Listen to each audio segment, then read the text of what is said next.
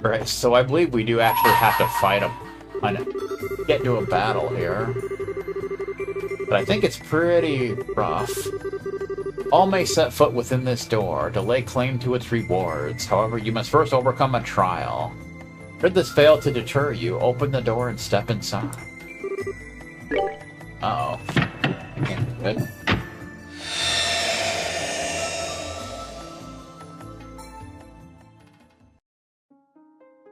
It's another Vega Star door.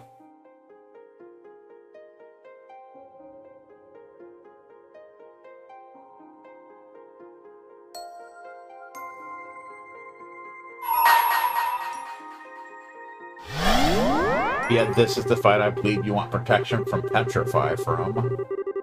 Overcome the trial before you, then I shall grant you a memory fragment and my blessing. Okay. That's why you want protection from Petrify. They look like deformed teddy bears with books and not knives floating around them. What the hell? Mischief. 17,252 HP, strong against the regular elements. Evil spirit that causes nothing but trouble and petrifies. Hard to hit and can split itself. Star Guardian. 23,033 HP. Guardian of a Star Door. Heals those who attack it, but when its HP starts to get low... You don't say. You don't freaking say. Yeah! Yeah, even. Yeah style. Upon the golden wings of battle. Descending to that land. One time when a prank caller paraded Goldberg for autographing the caller's son's head, when the fume from the marker caused the caller's son to spill a Sonic delivery order on a customer.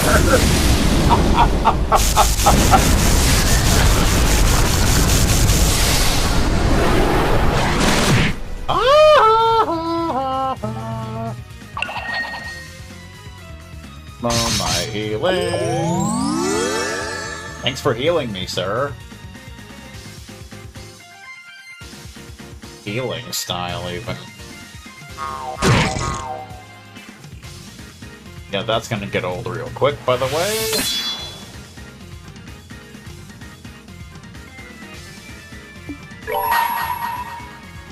Told you I could handle this. Over here, Bobcat! Over here, Bob. Yeah, apparently the Bobcat can perform interdimensional travel. Oh, that's good to know.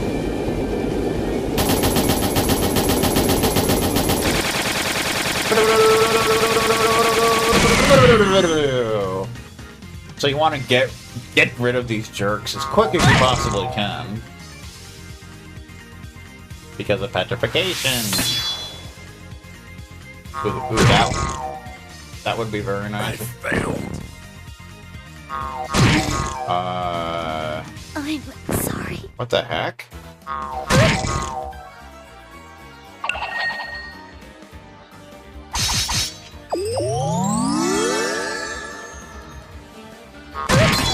was not prepared. That's it for me.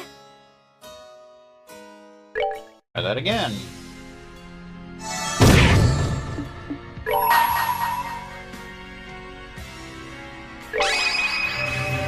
Upon the golden wings of battle, that land to rest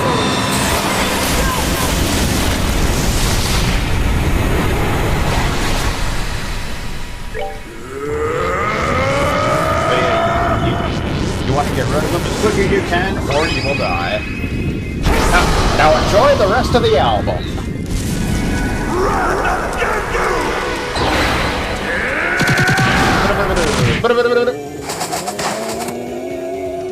If we get one more in, we would be good.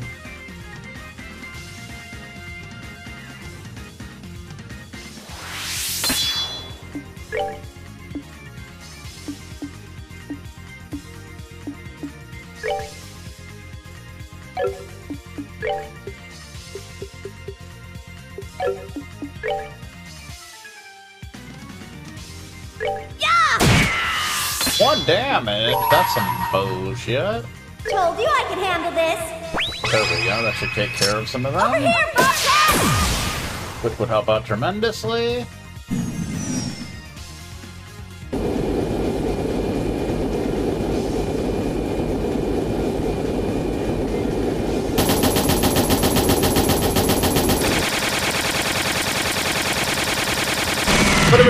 Oh yeah, that'll help out so very much.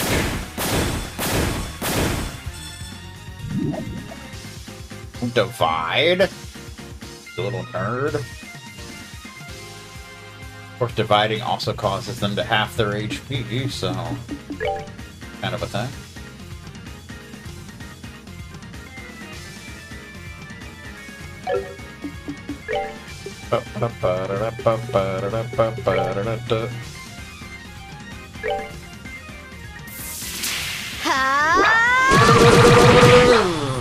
They do have a lot of defense, though.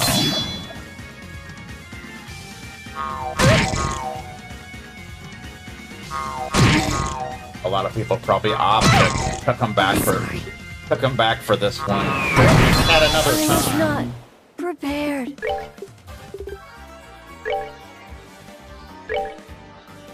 Come on, let's do it! Come on, let's do it!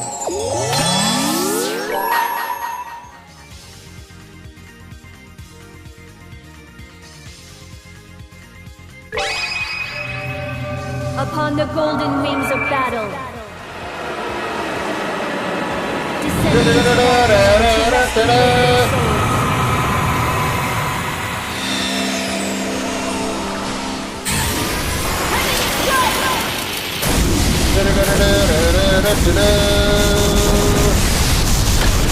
That's what you get, sir.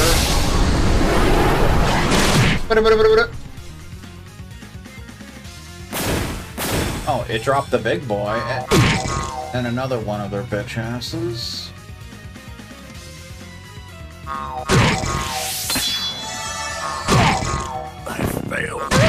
I was not prepared. Sure. That's it for me. Like I said, if you don't have protection from petrification, this is not going to be a fun fight. In any way, shape, or form. That is a fact.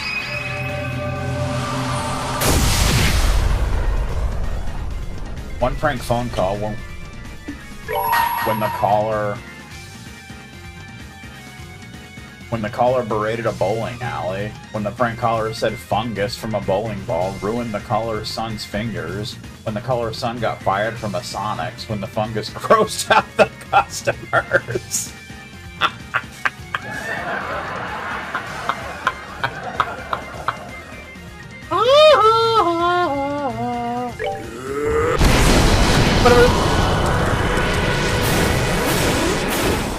Oh, that's some nice stuff.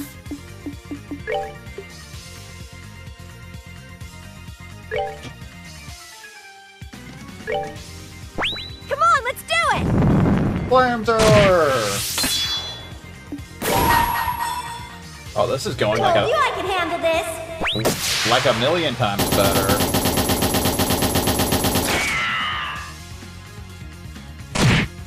Boom.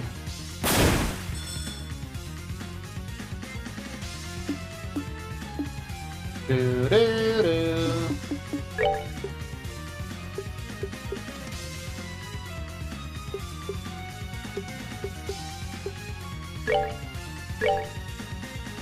We're good to go. Sleep. Go to sleep, sir. You jerk. You go to sleep too. We're good to go. Sleep works really well, actually, believe it or not. Come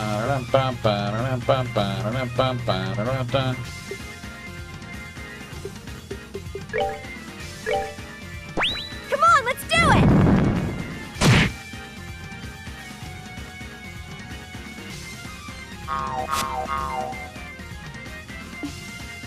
He missed.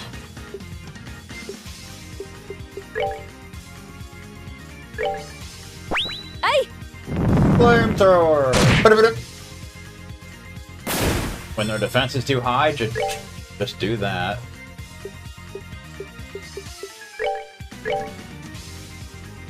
Come on, let's do it! The power of the cookie! That didn't work out too well.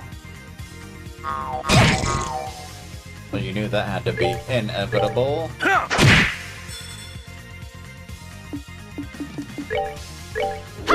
Got it! Hand of adventure style. We're good to go! Considering how hard that fight was, the experience sucked. Good lord, man. The Sepith sure didn't, though. You have overcome the trial. Thus I shall grant you a memory fragment and my blessing. So, I do not remember what this one is, but I guess we'll figure it out.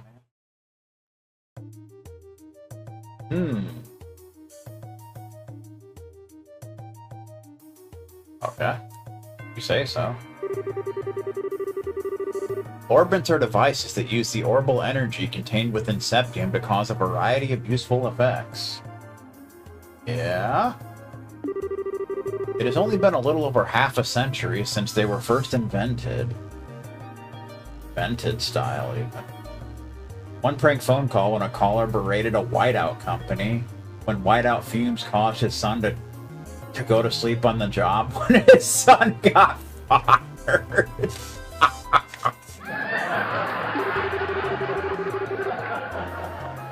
But even in such a short time, they have already revolutionized the world as we know it.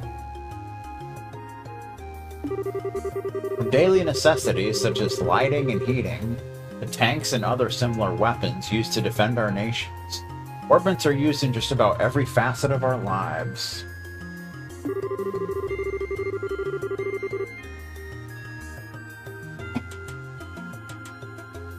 In fact, it's now hard to imagine life without them.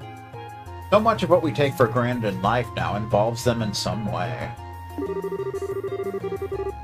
And it is to proliferate and advance the development of these orbits that we exist. We, the Epstein Foundation, not to be confused with the Vegastar Foundation, soon to be renamed the West Ham Sandwich Foundation. Our foundation was first established in the year 1155, the Septian calendar, the year after Professor Epstein's passing, and was created by his brilliant-minded disciples in order to honor his wishes. The foundation is based in his home state of Le Mans, where it remains in operation to this day.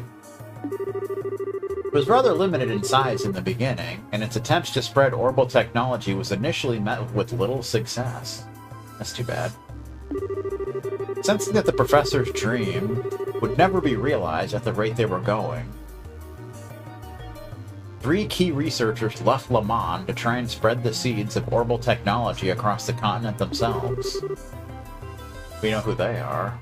Well, one of these was Professor G. Schmidt, who we'll see more of in the Arabonia games. The professor, who had gained a fine reputation of his own for his skill in the field of mechanical engineering, went around and visited corporations in various nations to persuade them of the benefits of orbits. The second was Professor L. Hamilton, who I don't think we ever see. Mindful of the technological gap between regions, she long believed it was rural and remote areas that needed orbit technology more than any other. As such, she enlisted the help of the Bracer Guild, which already had a close relationship with the Foundation, formed a mission with the intent of promoting and spreading the technology where applicable. The professor herself also toured the regions with the aid of spreading public awareness and laying foundations for others to build on in the future. The third was Professor Albert Russell, now known far and wide as the father of the Orbital Revolution. I heard he also won an award for Father of the Year. True story. Professor Russell returned to his home nation of Liberl and continued to work tirelessly to advance orbit technology there.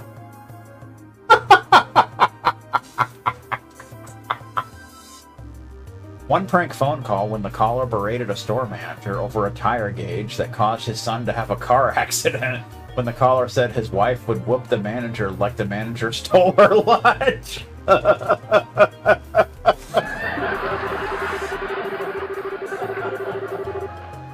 And within a year of returning, he had set up the Zeiss Engineering Factory, now known as the Zeiss Central Factory, ZCF, and created the first orbment to be made outside Le Mans State.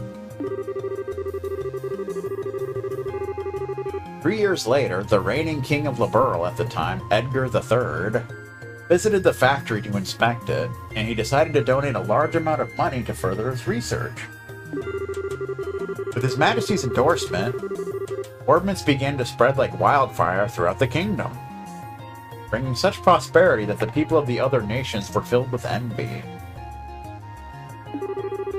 Up until then, most people didn't see orbments in a particularly positive light, but their success in Liberl changed those impressions virtually overnight. That rhymed.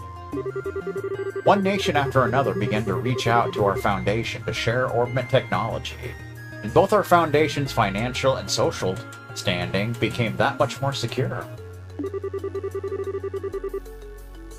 In the eyes of the world, the Orbital Revolution was a sudden, far-reaching transformation. But it was only because of years of reaching out to people and diligent, largely unnoticed research that it was able to happen at all. It's a magazine about the Epstein Foundation, development of orbment, prototype of orbment, history of orbment technology. There's a bar graph. You gotta love bar graphs, by the way. They're so underrated. So much better than pie charts, I'll tell you what. The Foundation's activities center around the following 3 guiding principles. 1. Carrying out fundamental research on orbments. 2. Spreading orbital technology and informing the public of its benefits. 3. Contributing to world peace through technology.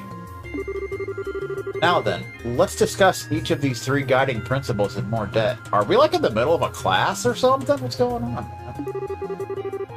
1. Carrying out fundamental research on orbits. The Foundation's most important mission is, naturally, the improvement and development of orbital technology. The fundamental principles behind how orbits work need no improvements as such, but their architectures, their internal structures, have been improved upon countless times in the past and will surely continue to be perfected by the curious mind as the years go on. I mean, they do pretty much get improved with each story arc. Orbment's architecture concerns the mechanical parts inside them, such as the cogs and screws, and there's still plenty of room for change as this new technology develops. One prank phone call when the caller berated a car repair guy for stealing a button the caller caught at a country music concert when it popped off the singer's pants.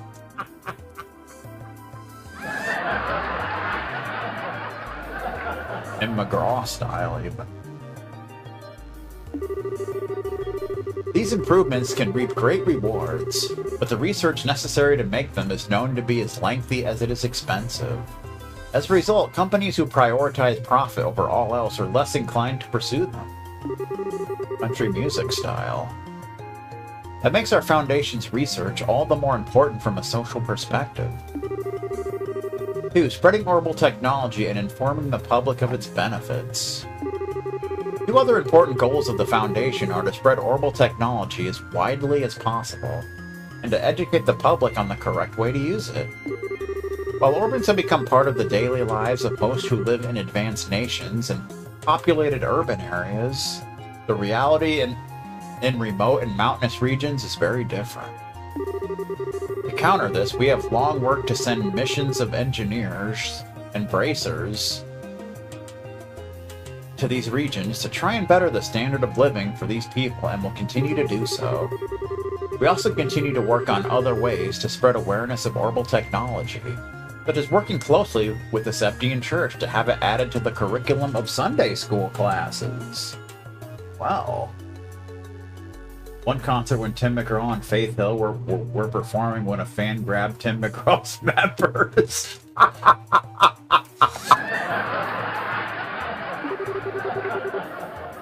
3. Contributing to world peace through technology.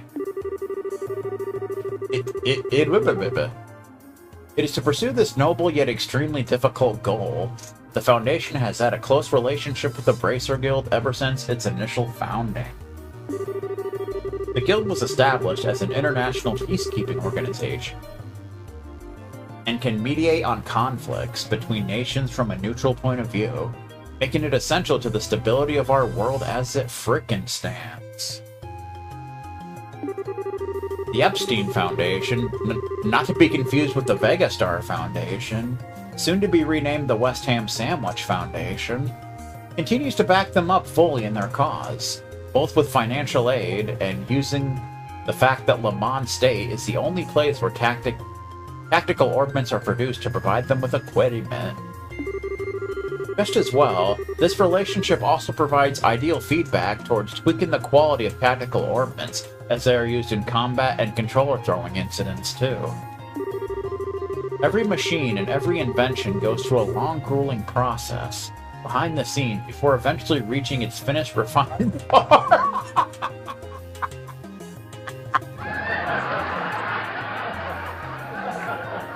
And tactical ordnance are no exception. How enlightening.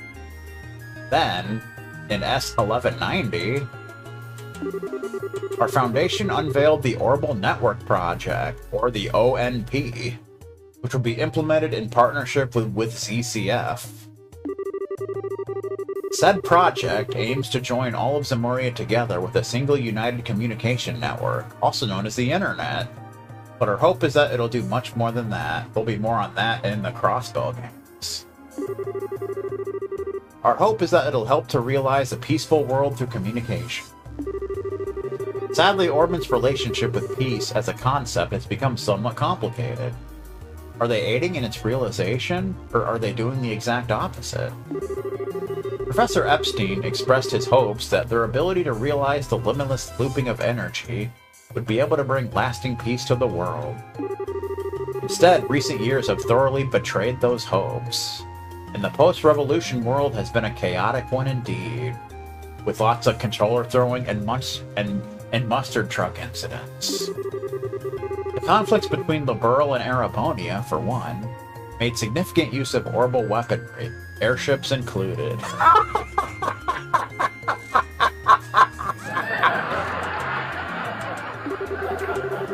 It seems beyond a doubt that orbital weaponry will continue to become more and more advanced, making war an even more tragic event than ever. In the face of all of this, how should we go about trying to create a peaceful world? We believe the best way to do this is to rely on the power of communication, and a means to do so with people of different nationalities and races. Except for those down in Beaver City, because they have no soul. If these people can more easily interact and more easily deepen their understanding of what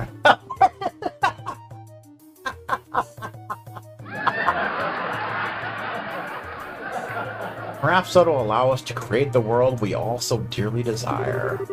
In the end, one thing is for certain. Our challenges to try and realize Professor Epstein's ideals are only just beginning. Good times. Side story, the Epstein Foundation finished. Oh. Received Ingenuity too, for some reason. And 7,000 Mira. I like how you can make money by watching cutscenes. How cool is that? Tell you what, man. Star 7. A report on the history and operations of the Epstein Foundation, which is situated in Le Mans State. Le Monde, even.